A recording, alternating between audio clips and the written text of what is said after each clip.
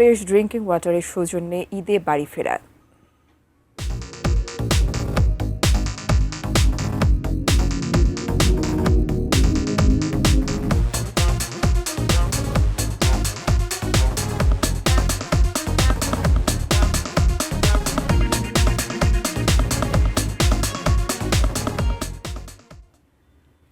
তৃতীয় দিনের ঈদ যাত্রায় উত্তরবঙ্গগামী বেশ কয়েকটি ট্রেনের শিডিউল বিপর্যয় ঘটেছে। ফলে ভোগান্তি পোহাতে হয়েছে সেসব ট্রেনের যাত্রীদের। তবে আগামী 2 দিনে সব ট্রেন নির্দিষ্ট সময়ে ছাড়বে বলে নিশ্চিত করেন কমলাপুর স্টেশন ম্যানেজার। আরও জানাচ্ছেন সাদিয়া আফরোজ। ছুটছে মানুষ বাড়ির পানে।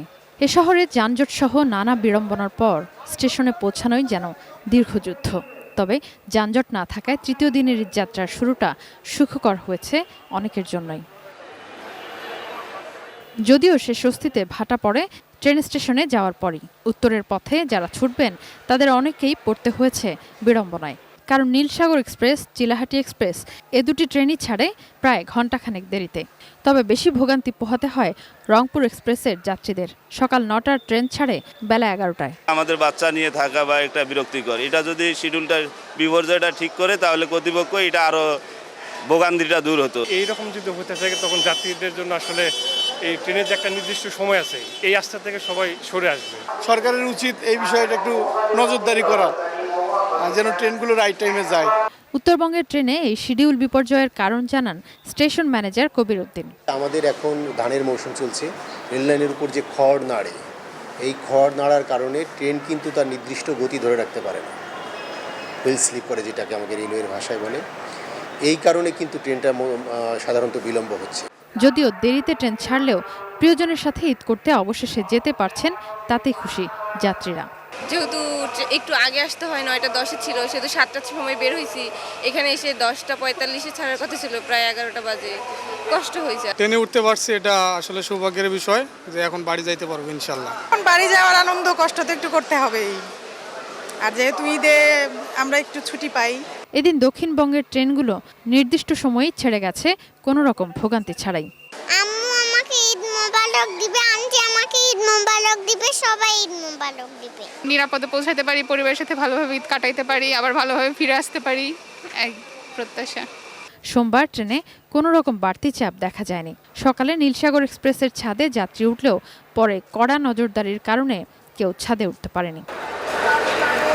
Sadia Afroz, ATN news, Dhaka. কয়েকদিনের তীব্র তাপপ্রবাহের পর রাজধানীতে নেমেছে স্বস্তির বৃষ্টি। তবে বৃষ্টির কারণে সড়কপথে ঈদে ঘরমুখো মানুষের ঈদযাত্রায় কিছুটা ভোগান্তি হয়েছে। এর সঙ্গে বিভিন্ন রুটে অতিরিক্ত ভাড়া আদায় আর পরিবহন সংকটের অভিযোগ অস্বস্তিকে আরও বাড়িয়েছে। সকালের শুরুটা আলো ঝলমলে হলেও দুপুর নাগাদ হঠাৎই ঝড়ো হাওয়ায় সব পাল্টে যায়। শুরু হয় মুষলধারে বৃষ্টি। সড়ক পথে স্বস্তির ঈদযাত্রায় হঠাৎ ছন্দপতন। রাজধানীর সায়দাবাদ বাস টার্মিনাল থেকে দক্ষিণাঞ্চলের 21 জেলাসহ দেশের বিভিন্ন গন্তব্যে বাস চলে। সোমবার সকাল থেকেই এখানে ঘরমুখো যাত্রীদের চাপ দেখা যায়। এখান থেকে কয়েকটি রুটে অতিরিক্ত ভাড়া আদায়ের অভিযোগ করেছেন যাত্রীরা। ঢাকা সায়দাবাদ থেকে কুমিল্লা জেলা কোম্পানিগঞ্জ যাচ্ছি।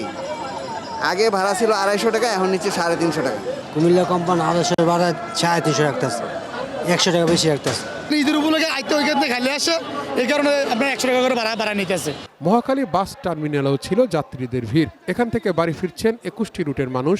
এই টার্মিনাল থেকেও অতিরিক্ত ভাড়া আদায়ের পাশাপাশি বাসের স্বল্পতার অভিযোগ করেছেন যাত্রীরা। গাড়ির তুলনামূলক কম, কিন্তু যাত্রী বেশি, যাত্রী ওনার টিকিট দিয়ে পাচ্ছে না, গাড়ি কম।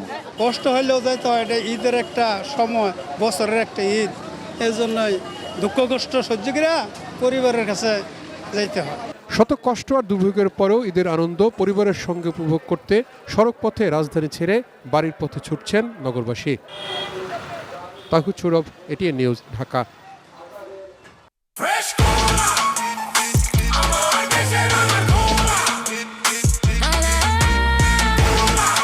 Frescura.